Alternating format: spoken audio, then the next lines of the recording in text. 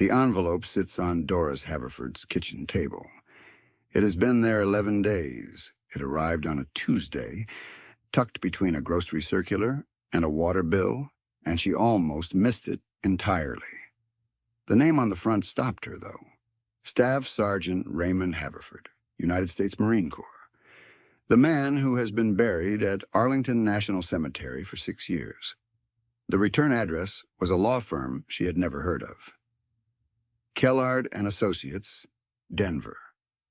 The letter inside was 3 pages long, formal and careful, and it said that Raymond Haverford owed $22,800 on a credit account that had been opened in his name in March of 2024. 6 years after Raymond Haverford died. 6 years after the honor guard folded the flag and placed it in her hands. She called her daughter that evening, and her daughter told her not to worry about it. She called her bank the next morning, and the woman on the phone said she couldn't advise on legal matters. She called the county clerk's office and left a message that nobody returned. She called a number, listed on the letter, and listened to hold music for 40 minutes before she hung up. On the 12th day, when the envelope was still there, and she still had no answers, a man knocked on her door with a German shepherd at his side. If this story moves something in you, stay with it until the very end. Subscribe so you don't miss what comes after. His name was Darius Fenn. He was 39 years old, 6 feet 2 inches tall, and built the way men are built when their work has always been physical, and their discipline has always been self-imposed. His skin was the color of dark creek clay, weathered and warm. His hair was close-cropped and had gone silver at the temples a decade before any reasonable expectation. He carried 2 visible scars, one bisecting his left eyebrow, where a fragment had found him in 2011, and one at the corner of his jaw from a night in a bar in Pendleton after he came home and could not figure out how to be somewhere without exit routes. His eyes were the brown of old amber, and they moved the way the eyes of a man move, when those eyes have spent years accounting for every door and window in every room he has ever entered. Alert without looking alarmed, still without looking at rest. He had been a staff sergeant in the Marines before his knee gave out during a training exercise in 2020. 8 years in, 2 combat deployments, 112 parachute jumps. The Corps let him go with a firm handshake and a certificate that did not quite cover the surgical costs. After that, he drifted. Not aimlessly exactly, but the way a man drifts when there is nothing particular pulling him in any one direction. He had been doing fence repair in Montana the previous winter. He spent 4 months doing contract security outside Boise. He was in the middle of a handyman stretch in Greeley when the truck needed a water pump, and the mechanic in Millhaven said 3 days. That was 2 weeks ago. The dog's name was Croft. Croft was a German shepherd, working line, adult, roughly 80 pounds of muscle and instinct. His coat was deep sable, nearly black across the saddle and shoulders, with rust brown running from his chest down along his legs and pooling underneath his muzzle. The undersides of him the color of tarnished copper. His head was broad and square. His ears stood up like 2 dark triangles, alert and independent of each other, each moving to track different sounds the way radar dishes do. His eyes were amber, nearly the same shade as Darius's own, and they held the same quality of patient attention. A small scar notched the base of his right ear from a training exercise chain link fence. He wore a plain black nylon collar, no vest, and he moved through the world with the grounded authority of an animal who has been in difficult places and survived them and knows it. They had found each other through a rescue program in Colorado that placed retired military working dogs with veterans.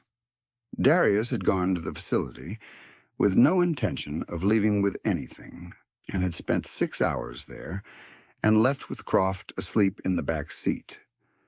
Nobody who knew Darius expressed surprise. Nobody who met Croft expressed it either. Darius was in Millhaven, Colorado, a town of 11,000 on the eastern slope of the Front Range, because the water pump on his truck had needed replacing.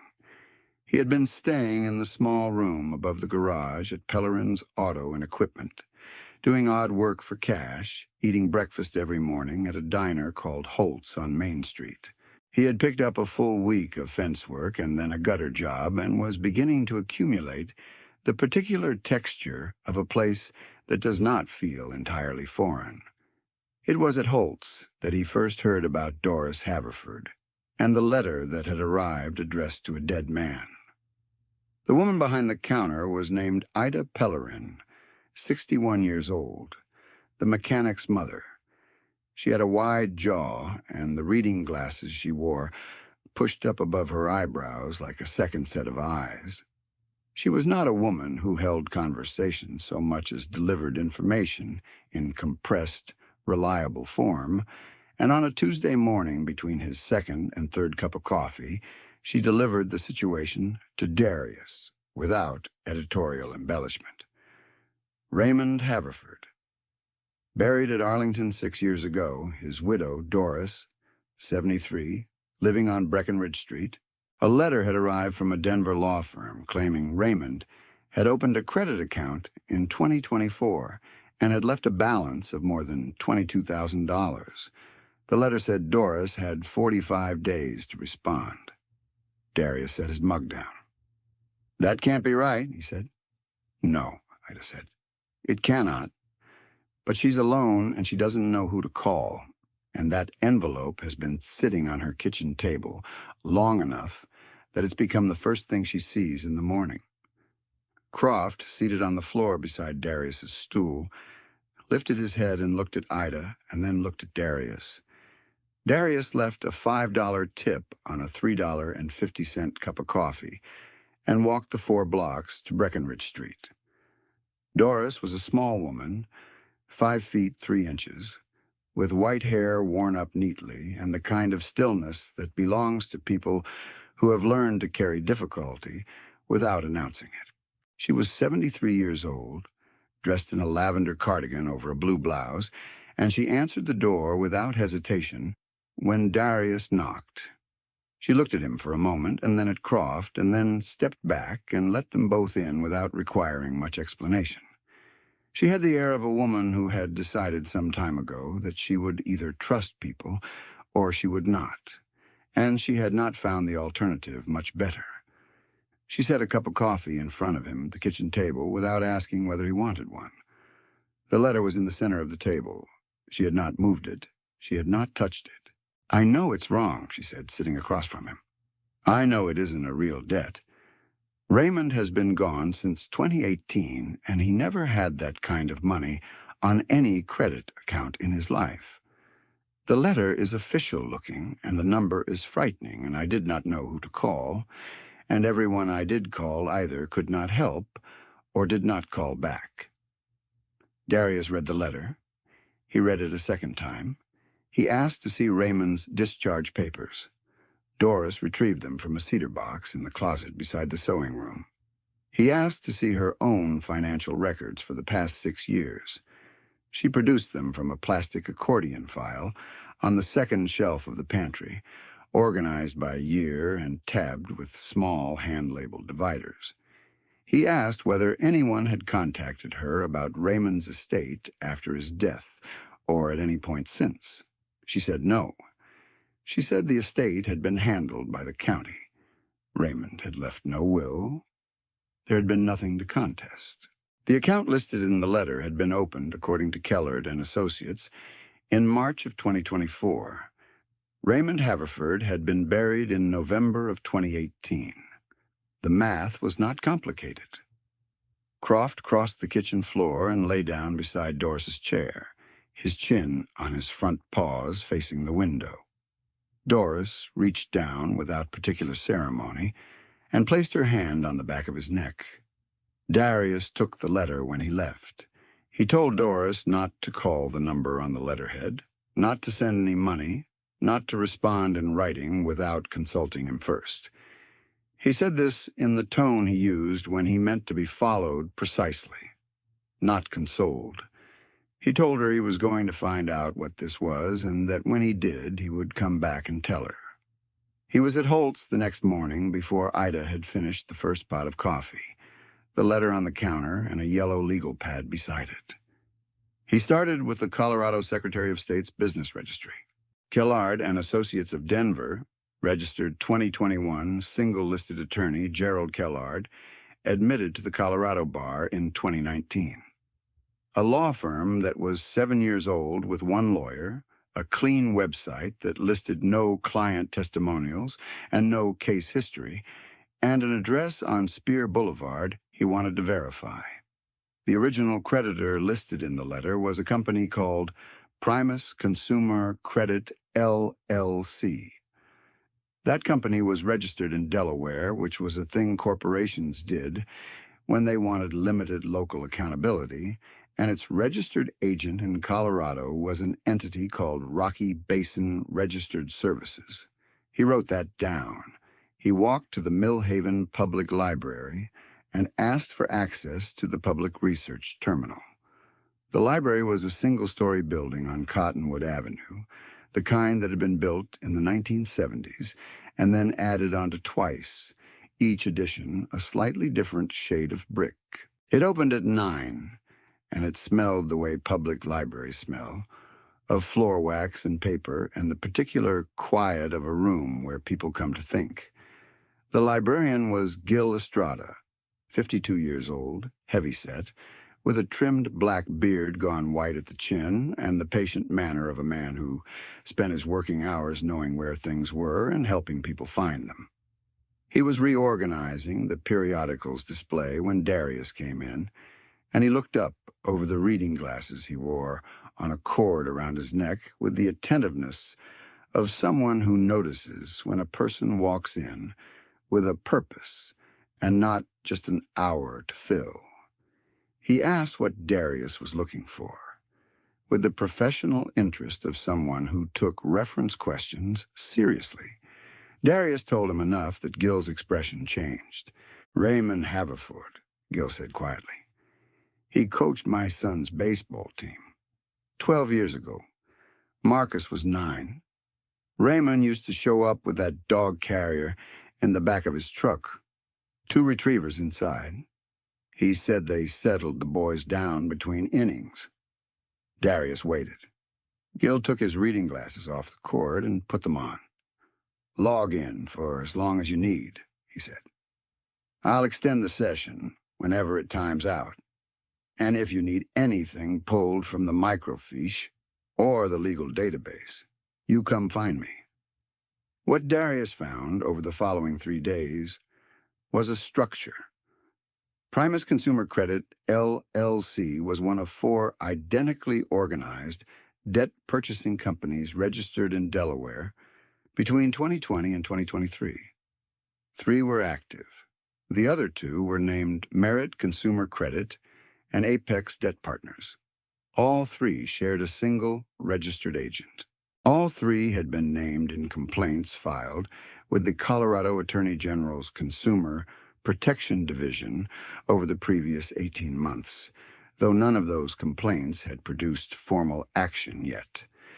The pattern across the complaints was the same in each case: debts claimed against deceased individuals, collection letters sent to surviving spouses or relatives, documentation of the account's origin, either absent or falsified. He called the legal aid office in Colorado Springs from the library's courtesy phone and asked for whoever handled consumer fraud. The attorney was named Yolanda Nkosi. Her voice was flat and exact in the way the voices of people become flat and exact when they have been systematically furious about something for a long time.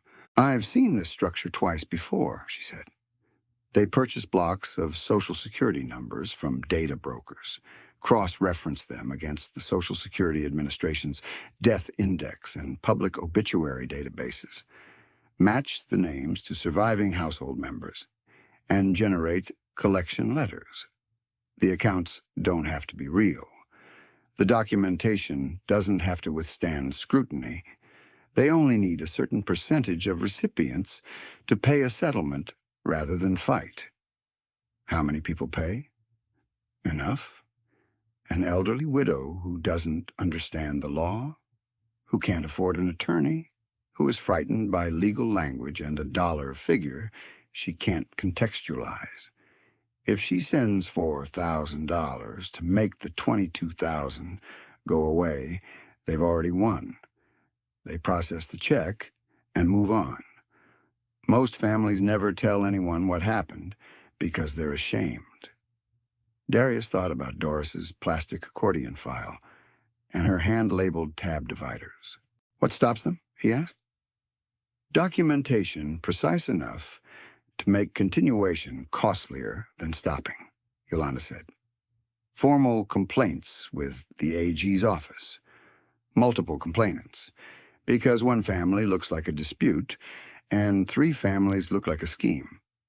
And ideally a completed payment, because a family that actually sent money gives us a fraud that's been consummated rather than merely attempted. She asked whether he knew of other families. He did not. Not yet. He went back to Ida Pellerin the following morning and asked who else in Millhaven or the surrounding county had lost a veteran in the past decade. Ida did not hesitate. She knew the obituaries of Millhaven County the way she knew the breakfast menu, which was completely and without needing to look at anything. Pete Vanderwall, Navy, died 2020. His wife Carol still lived in the White House on Elk Street. And the Marchetti family over in Cortinas, 30 miles east. Their son Marcus had been Army, died in 2019. His parents, Rosa and Frank Marchetti, still farmed a piece of land outside town. That afternoon, Darius drove to Elk Street with Croft in the passenger seat and the yellow legal pad on the dash. Carol Vanderwall was 69 years old and answered the door in a work clothes with paint on her right forearm from what appeared to be a window trim project. She had short silver hair and very direct eyes and the particular efficiency of a woman who had been solving her own problems for a long time. She listened to what Darius laid out without interrupting and without changing her expression. When he finished, she set down the glass of water she had been holding, went to her bedroom, and came back with an envelope. She had received a letter from Merit Consumer Credit, LLC. The account origin date was January of 2023, 3 years after Pete Vanderwall died. The balance was $16,300. I threw it in the trash, Carol said. And then I went and retrieved it because I was afraid of what happens if you ignore official correspondence. That's the exact response they're counting on, Darius said. She looked at him steadily. You mean the fear? The fear and the isolation. The sense that there must be something wrong if it's coming on official paper. The feeling that you should handle it quietly before anyone finds out. Carol set Doris's letter and her own letter side by side on her kitchen table. They looked at them together, the 2 documents with their identical formatting, their identically hollow account numbers, their identically impossible dates of account origination. Croft moved from the corner of the kitchen to Carol's side and pressed his flank against her legs.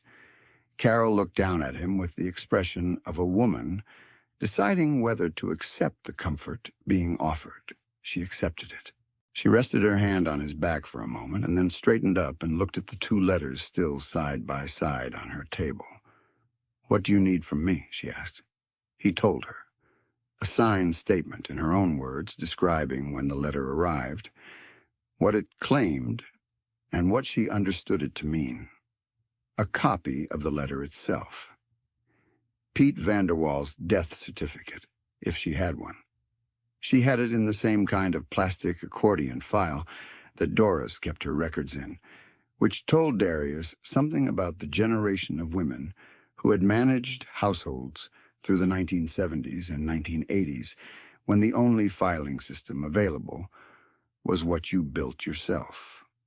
She signed the statement at her kitchen table in a hand that was steady and deliberate, the hand of a woman who had been signing important documents on her own for 5 years and had learned not to flinch. He drove home with both letters and the signed statement, and Pete Vanderwall's death certificate in the manila envelope on the seat beside Croft. And Croft put his nose to the edge of the envelope once, and then left it alone. The Marchetti family in Cortinas was reached by phone through a chain of 3 people that started with Pete Vanderwall's neighbor. The contact was Rosa Marchetti, 67 years old, Marcus's mother. When Darius described what he had found at Doris's kitchen table and at Carol Vanderwall's, Rosa Marchetti was quiet long enough that he thought the connection had failed. "We paid it," she said. He asked how much. $4,000. They called us 3 times in 2 weeks.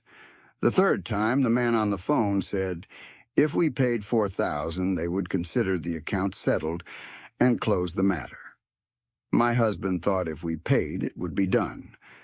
I told him it did not feel right, but we did not know how else to stop the calls. $4,000. Paid to Apex Debt Partners, LLC. Darius drove back to Millhaven that evening with the windows down and Croft's head out the passenger side window into the September air. He called Yolanda Nkosi from the room above Pellerin's garage. He read her the names of all 3 companies.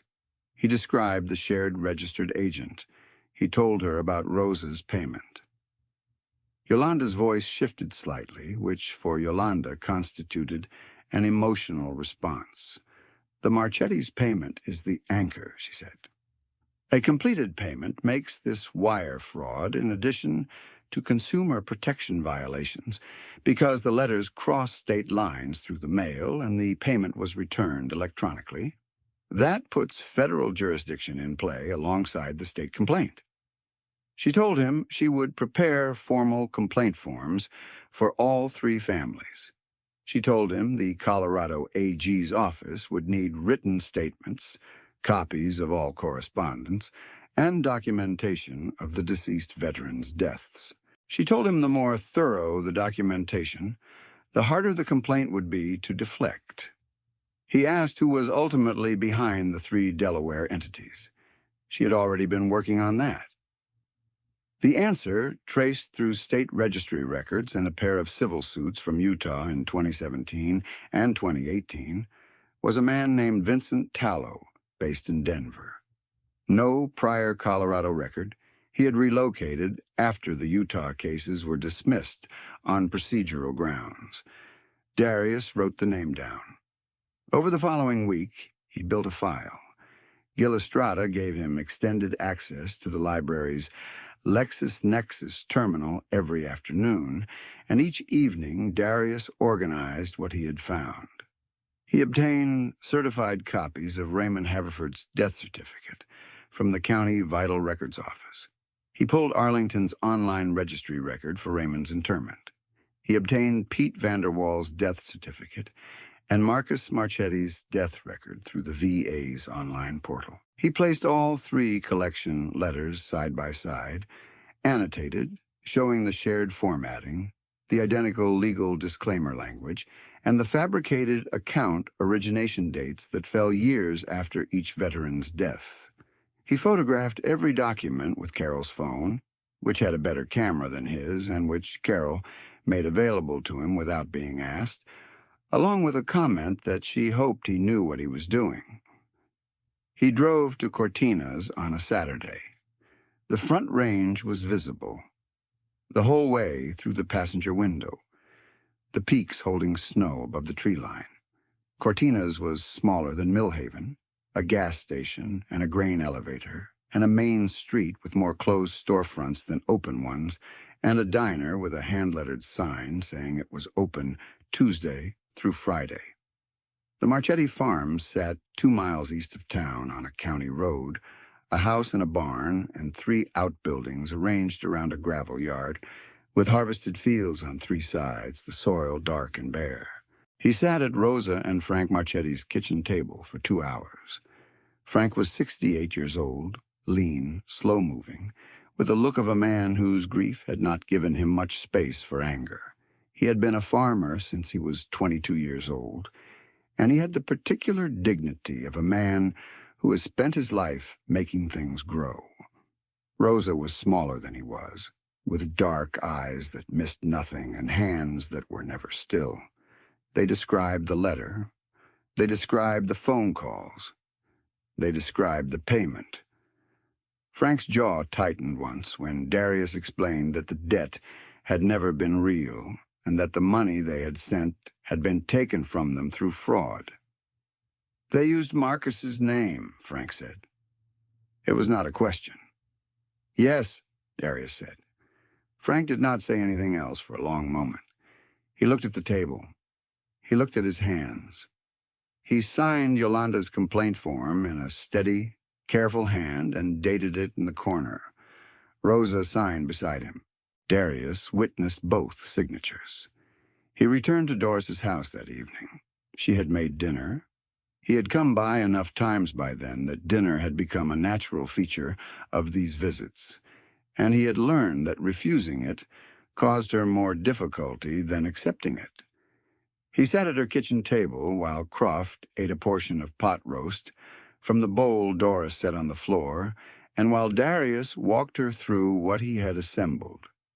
The 3 families, the 3 companies sharing one registered agent, the pattern of fraudulent account origination, Rosa's $4,000 payment, the name behind the structure, the complaint forms that had been signed and were being couriered to the AG's office in the morning. Doris listened to all of it without interrupting. She looked at the manila envelope where the documents lived. "And Rosa gets her money back?" she asked. "The AG will push for restitution. It's not guaranteed, but the completed payment makes it more likely." She nodded. She looked out the window for a moment. The street was quiet outside, the kind of quiet that settles on small towns in early fall when the evenings come faster. Raymond would have been furious about this, she said. Not with grief, with a kind of rueful conviction that came from having known a specific man very well. "What was he like?" Darius asked. He was aware it was not his usual kind of question. He asked it anyway. Doris picked up her coffee cup, set it down, picked it up again. "Stubborn," she said. "Honest in a way that embarrassed other people. He once drove 40 minutes back to a gas station to return $2.50 in change he had been given by mistake. He said keeping it was the same as taking it." She paused. He would have walked straight to whoever sent that letter and stood in their doorway until they answered his questions. "That's more or less what I did," Darius said. She looked at him. "I know," she said, and for the first time in a while her expression held something other than the composed steadiness of a woman managing alone. Croft lifted his head from the floor and looked at her and then set his head back down. 2 weeks passed. The complaint landed at the Colorado AG's Consumer Protection Division. Yolanda was in contact with a postal inspector in Denver, a woman named Agent Daly, whose interest quickened when Yolanda described the Rosa payment and its federal implications. Darius stayed in Millhaven, not because he had made a decision to, but because there was still work, and the work had not finished. He took a job re-roofing a machine shop on the east side of town, 2 days of physical labor that required no explanation and paid clean cash. He repaired a broken water line at a rental property on River Road. He reglazed 3 windows in the house next door to Carol's, and Carol brought him coffee at 2 o'clock with the directness of someone who was performing a kindness and did not intend to discuss it. Yolanda called on a Wednesday morning with news he had been waiting for. The Colorado AG's Consumer Protection Division had issued a civil investigative demand to Kellard and Associates and to Primus Consumer Credit, LLC, requiring the production of all documentation related to their collection activities in Colorado. The demand gave the recipients 30 days to comply.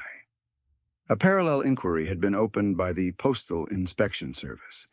He told Doris that evening. She received it calmly, which was the way she received most things, and said she was glad, and then asked whether he was staying for dinner, which he was. 2 more weeks after that, Yolanda called again. Her voice carried something that, in another person, would have been satisfaction. The Colorado AG had filed a civil lawsuit against Vincent Tallow, Kellard and Associates, Primus Consumer Credit, Merit Consumer Credit, and Apex Debt Partners. The complaint named 47 Colorado families who had received letters from these entities. 22 of those families had made payments totaling just under $200,000. 47 families. Darius sat with that number for a while.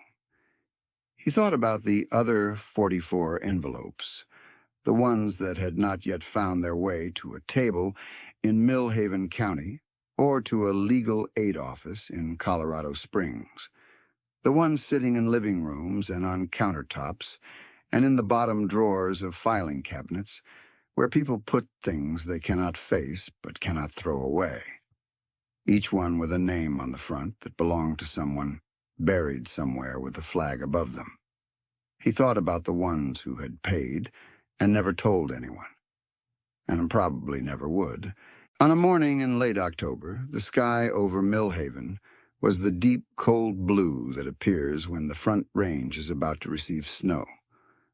Darius was at his usual stool at Holt's, Croft at his feet, nursing a second cup of coffee he was not drinking fast. Gil came in and sat 2 stools down and waited for his own coffee to arrive before he set his phone on the counter.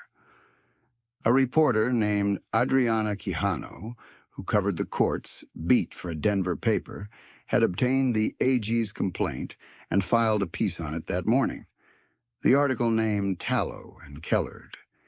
It described the scheme clearly and specifically. It noted that among the targeted families were the surviving spouses of deceased veterans, several buried at national cemeteries. It included a paragraph about a handyman from out of state who had connected 3 Millhaven County families with a legal aid attorney and assembled the initial documentation package. "You're in it," Gil said.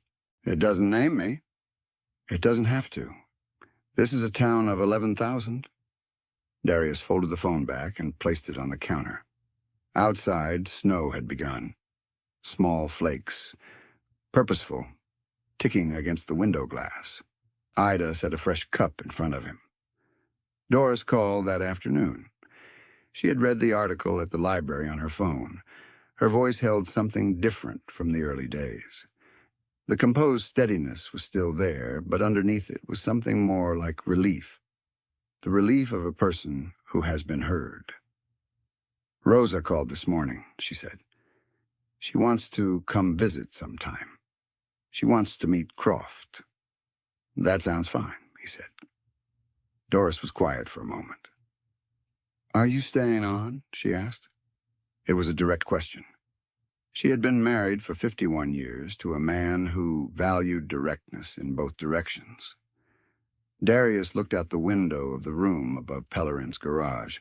The snow was coming down steadily now, covering the gravel lot, and the row of vehicles waiting on repair, and the road that ran east into the plains and west toward the mountains. He had driven both directions in the past 2 months. He was aware that he had stopped calculating which direction he would take when the time came. "I think so," he said. It was a short answer. It was a true one. The AG's lawsuit moved through the courts the way litigation does, slowly and with the grinding friction of motions and countermotions. Gerald Kellard surrendered his law license before the end of the year, citing personal reasons in a brief statement that satisfied no one. Tallow contested the filing, which was his right, and lost 3 of 4 early motions, which was the consequence of the documentation package assembled in Millhaven County and provided to Yolanda's office. She told Darius later that the annotated comparison of the 3 collection letters had been cited specifically in the AG's opening brief. Rosa and Frank received a restitution check for $4,000 in the spring, issued through the AG's settlement fund. Rosa framed the accompanying letter, the one that confirmed the payment had been recovered, and hung it in the kitchen between a photograph of Marcus in his uniform and a calendar from a feed supply company that had been there so long it was decorative. Doris never paid a cent of the $22,800. The letter from Kellard and Associates was declared fraudulent. The account number was flagged in the Federal Fraud Registry. Kellard and Associates was formally dissolved. Doris moved Raymond's cedar box from the closet shelf to the shelf above the living room fireplace, where it could be seen from the front door. She did not make a ceremony of this. She simply moved it and straightened it and stepped back, and when Darius saw it there the following Thursday, he recognized it without comment, and she did not explain it, which was the correct way for that moment to be handled. Darius found a house to rent on the north side of Millhaven, 3 rooms and a workshop in back. The workshop was what decided him. He had always thought most clearly in a room where something could be repaired. He obtained a Colorado contractor's license in March, which required a test he studied for at the kitchen table in the evenings and passed on his first attempt. The first job he took with it was re-roofing the Marchetti house in Cortinas, which Frank had been patching with mismatched shingles for 2 winters. Rosa cooked a lunch that required 2 trips to carry to the yard. Frank stood below and watched Darius work for a long time, and then came up the ladder and handed up the next bundle of shingles without being asked. They worked in silence for most of an afternoon. That was its own kind of conversation. Croft sat in the Marchetti yard the entire time, watching the fence line and keeping one eye on the ladder as though someone needed to be responsible for the perimeter, and it had been determined by some internal process that this someone was him. Carol hired Darius in June to relay the stone path through her garden. She brought him iced tea and lemon bars at 2 in the afternoon and sat on the back steps, and she talked steadily in the way that she did, covering weather and town news and the state of her tomatoes, which was the way she covered the actual subject, which was that it was good to have someone in the county who knew how to stay. Doris had him at the kitchen table most Thursday evenings. There was always something to do: a sticking door frame, gutters, a porch step that had softened over a wet winter. He worked while she read or sewed or talked, and Croft slept on the kitchen floor between them. And the evenings passed with the particular ease of people who do not need to justify their presence to each other. There is a quality to the light in Colorado in early September that cannot quite be described to someone who has not been there. The summer heat breaks, the afternoons turn gold and clean. The wind off the mountains carries cold from a distance, smelling of pine and of the elevation change still to come.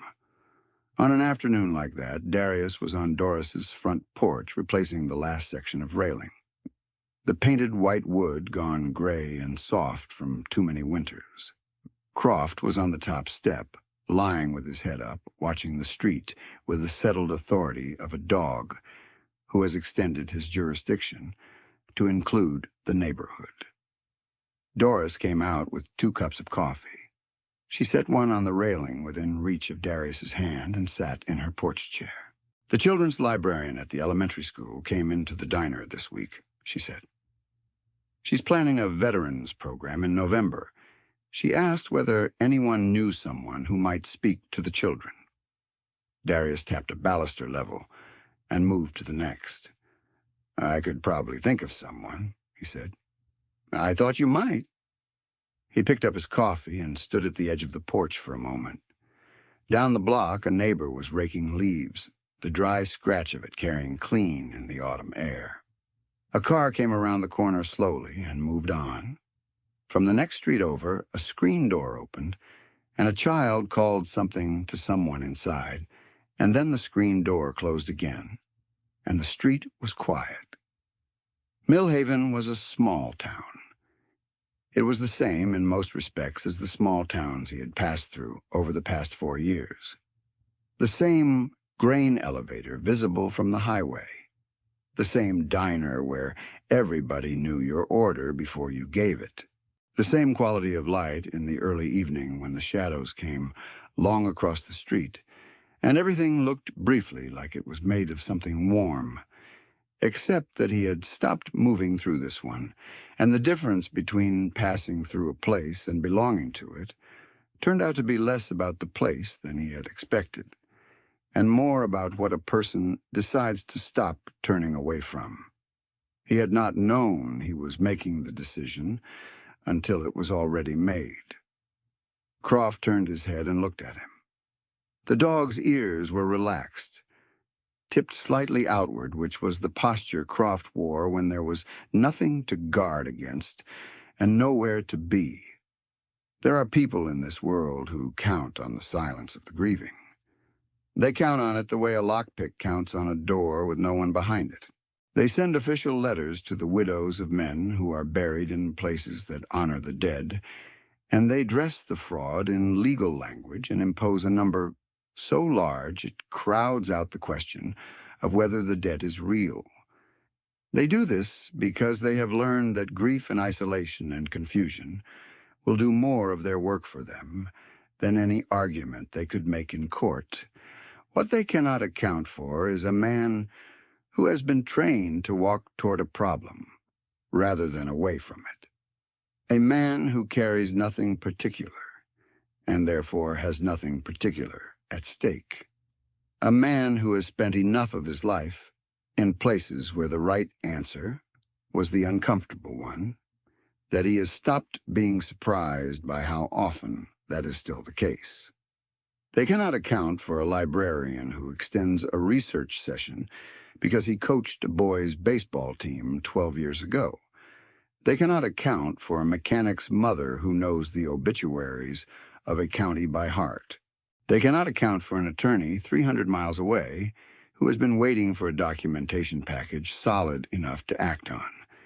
They cannot account for a dog who already knows who the right people are and settles himself at their feet before the question is answered. If you have ever received a letter that frightened you into silence, or if someone you care about has, what happened in Millhaven County is worth holding on to. The silence is the thing they are counting on. A single question asked out loud, followed by a single visit to the library, can be the beginning of the end of what they have built. A collection of carefully documented facts placed in the right hands can dismantle a structure that has been running for years. Raymond Haverford was buried at Arlington National Cemetery with the honors that were his due. His name was used against his widow 6 years after his death, without his knowledge and without her consent, in an attempt to take money from a woman who was grieving and alone. The people responsible were held to account, not through force or confrontation, but through the patient application of truth and the assistance of people who cared what happened in their community. That is what community does when it is paying attention. May you have people paying attention to yours. May you have someone who comes to the door when the envelope is still on the table. And may God bless you, protect the people you love, and give you the specific courage that does not ask permission before it shows up.